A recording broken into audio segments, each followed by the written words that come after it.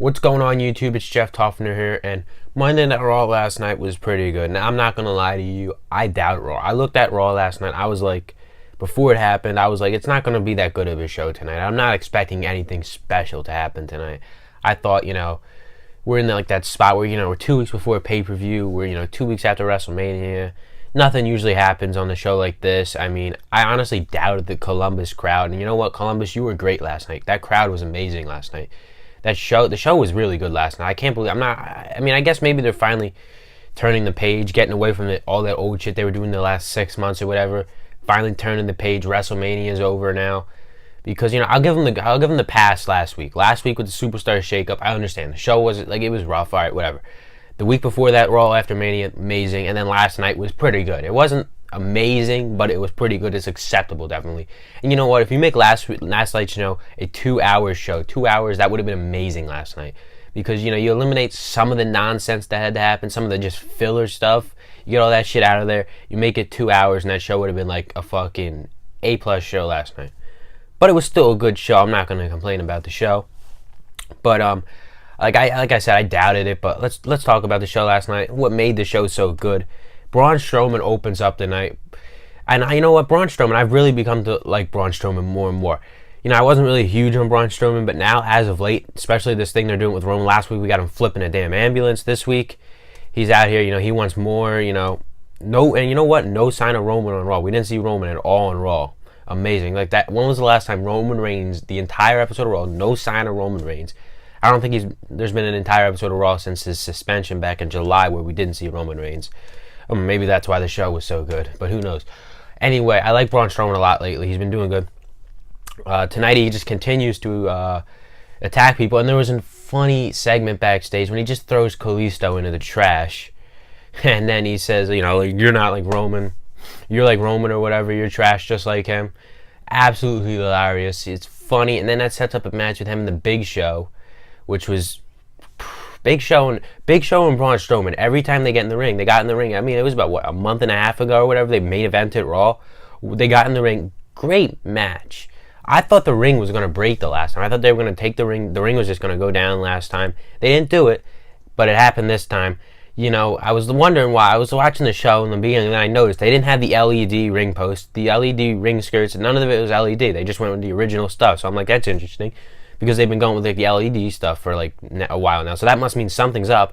And then it didn't take me a while to realize. And then right before the match, I saw people on Twitter were saying the ring's coming down. I'm like, oh my god, that's why they didn't put the stuff on the ring. So I'm like, it's definitely coming down.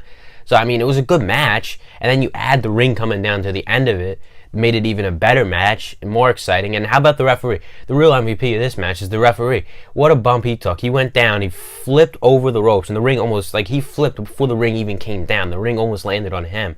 So I don't mean, great, John Cone, I think his name is, the referee there. Great job by him selling that. Anyway, so yeah, Braun Strowman's a monster, and then he gets right up after it.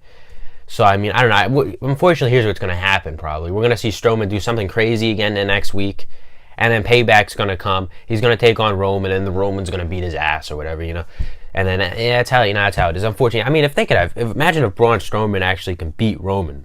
That would be amazing. But, of course that's not going to happen. Vince is just going to have Roman come out and destroy fucking Strowman in 5 minutes probably at Payback in a few weeks. But anyway, I don't know. I like what Strowman's been doing lately. He was really good again last night. I like what they're doing with him. I don't know. Hopefully this leads to him finally maybe winning the title. Maybe could lead to him and Lesnar maybe. Him and Lesnar for the Universal title. Who knows? But what do we got next here? Samoa Joe, Chris Jericho. Nothing big here, just a nice match or whatever. Seth Rollins was at ringside. Well, not at ringside, at the announce table on the stage. So they're finally getting their match that's been in the making since Joe attacked Rollins back in January or after the Rumble. But it should be a good match. I mean, Payback's actually looking pretty good. You look at the card for Payback; it's somewhat stacked. You got that Randy Orton Bray Wyatt match. Who knows what that House of Horrors thing's even going to be? What special thing are they going to get? I was reading yesterday that they don't even know yet. They have no clue what exactly this match will be. So they're still thinking about that. Hopefully they don't completely shit that and then just have an awful some stupid stipulation or whatever. And I hope they just nail that and it's really good. And I want a good match. Some people were saying that they announced there was a 6-pack challenge tonight on SmackDown. And I think it was like Eric Rowan, Luke Harper, Sami Zayn, Dolph Ziggler, Jinder Mahal, Mojo Rawley. And the winner of that match is the #1 contender for the WWE Championship. So that makes me think that the WWE Championship could be heading to Raw. If you think about it, Randy Orton retains. Randy Orton's a face. So if Sami Zayn, do you really think they're actually going to give Sami Zayn a WWE Championship title shot already? I mean, that's amazing. I want that to happen, but I mean, if it's not Sami Zayn, it's Luke Harper. I mean, there's no way Jinder Mahal or Mojo Rawley or Eric Rowan or who else was in there, I forget, but they were going to win. I mean, the legitimate people would be Sami Zayn and Luke Harper. So, I mean, it makes me think, like, the Universal title could be coming to SmackDown. That could be Brock Lesnar heading to SmackDown. Who knows? But Bray Wyatt, he was on Raw. He just, did Bray Wyatt things, like, once again. He said stuff on the Tron or whatever. I don't even know.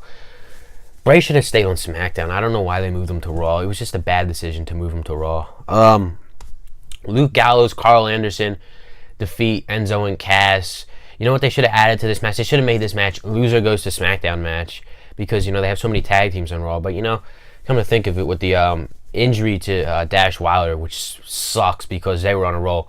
The Revival, I mean, no Dash Wilder for, 2 months, I think it is, until, like, July, I was hearing.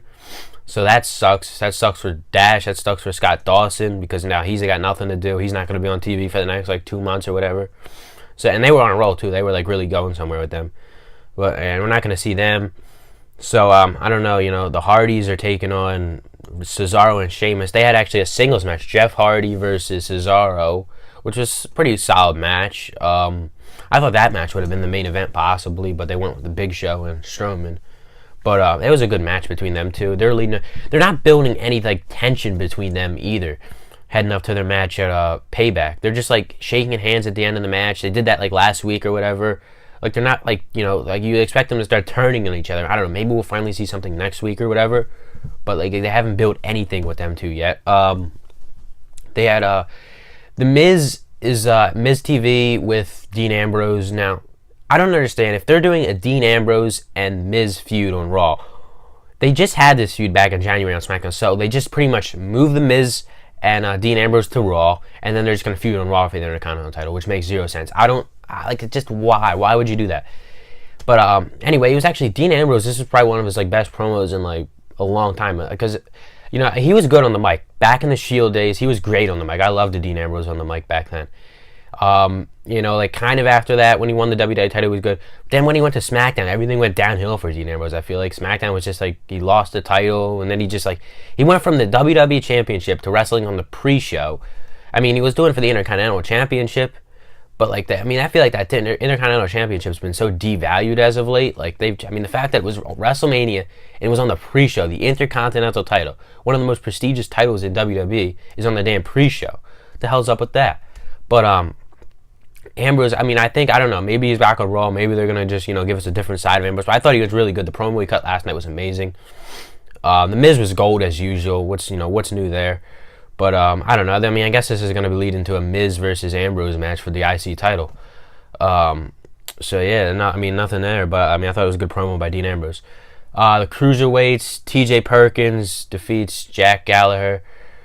I was reading the Cruiserweights, the 205 live show is not doing good. I personally don't really watch the show. I've watched it a handful of times since it became something, but they say people are leaving, a lot of people are leaving after SmackDown, not staying around for the show. Well, what they need to do is put the show on, record it, put it on before SmackDown, and then air it after SmackDown, or maybe even air it on Wednesdays after NXT or something like that, because I just think the fact that it's after SmackDown, people want to go home. There's nothing really special going on. There's a lot of talent, don't get me wrong, on 205 Live. A lot of exciting wrestling. These are the guys who were in that great Cruiserweight Classic last summer. That was epic, but I don't know. I don't really find it really that much for me to watch 205 Live.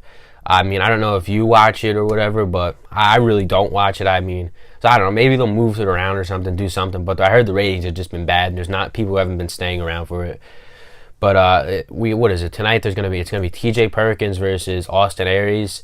That should be a solid match. If I'm gonna watch it, I'm just gonna watch it. Maybe I'm not gonna watch it live. I'll watch it tomorrow or something, whatever, when I have some free time or whatever. But I just I like to no, I don't feel like watching it right after SmackDown.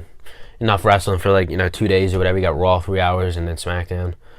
Um, it's fatal 4-way match, women's title, women's number one contender spot for the. It's between Alexa Bliss, Sasha Banks, Nia Jax, and Mickie James. This match was pretty good. I actually, like, part of me was thinking this match might go to the main event. It's just, one of those nights where there wasn't a clear main event at one point. I mean, it could have been either the Big Show and Braun Strowman, which it ended up being. It could have been Jeff Hardy versus Cesaro. It could have been this women's fatal 4-way number one contenders match, which was actually somewhat of a good match where we saw Alexa Bliss is now the number one contender for Bayley's Raw Women's Championship. They'll get a match. Honestly, from what I'm hearing, from what the rumors are saying, Bayley's not going to give up that title until SummerSlam at best when she takes on Sasha for it. Eventually, Sasha will turn heel. But I'm hearing it's going to be like Alexa Bayley now, and then we're going to see Bayley versus Nia Jax. Bayley will win those two matches or whatever, and then head into like SummerSlam, taking on Sasha for in Brooklyn. You remember how good their match was, what was it, 2 years ago at NXT? That was probably one of the best women's matches I ever watched. That was the match that actually really got me back into women's wrestling or whatever. I wasn't really into it before the whole Divas thing, but then I watched that match at NXT, and that was one of the best. That was the best match where nothing could say any close to that match on NXT that night. I mean that was amazing, that match. But Alexa Bliss wins here.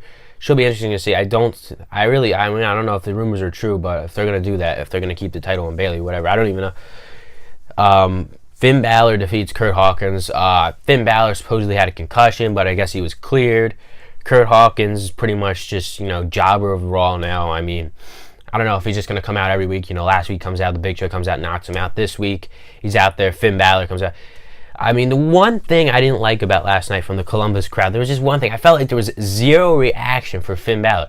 His music hit, and it was the crowd didn't even do anything. They didn't boo. They didn't pop for him or anything. It was just like they acted like as nothing was happening almost. I don't know. That's how it sounded off on my TV. I don't know how it sounded for you, or if you were at the show or whatever, if it sounded different. But I just felt like there was no reaction for Balor at all. Anyway, it was a 15-second match or something. He came out, destroyed Kurt Hawkins. I wonder how long Kurt Hawkins is even going to be with the company. I mean, over under on him being with the company by the end of the year. They have enough jobbers. You already have guys like Curtis Axel, Bo Dallas. What's the point of having Kurt Hawkins now?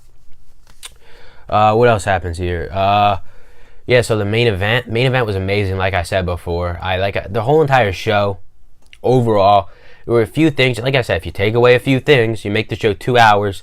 That show would have been one of the better Raws. They really hurt themselves making the show 3 hours a few years back. I mean, at first when they made it 3 hours, we were all like, yay, 3 hours of Raw.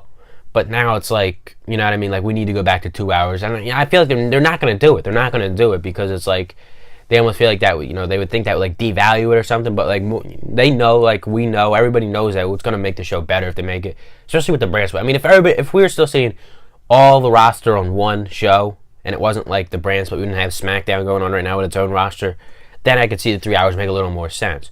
But with it being you have to cut the roster in half or whatever, and the cruiserweights really aren't getting over or whatever, so then it's kind of rough trying to you can't blame the writers for having to write 3 hours of stuff and having a little problem with it. So I gotta give it to the writers last night. They did a good job last night, with the 3 hour show, doing pretty much a good show last night.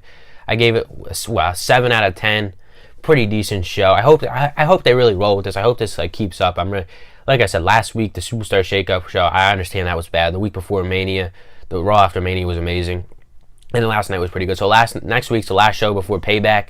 So hopefully we get a good go-home show leading up to Payback, and I'm really hoping in Payback too, because the Raw pay-per-views have been pretty shitty themselves going back. I mean, you look at it Fastlane was pretty bad. Roadblock was awful.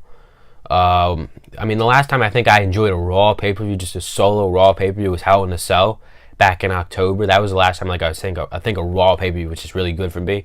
So hopefully now the Raw pay-per-views start to get a little better. And like I said, this card's looking pretty stacked. We're gonna have a lot of matches. We got the Randy Orton Bray Wyatt match to see which what brand the WWE title ends up on, the House of Horrors and all that thing. There's many matches to look forward to. But anyway, that's it, guys.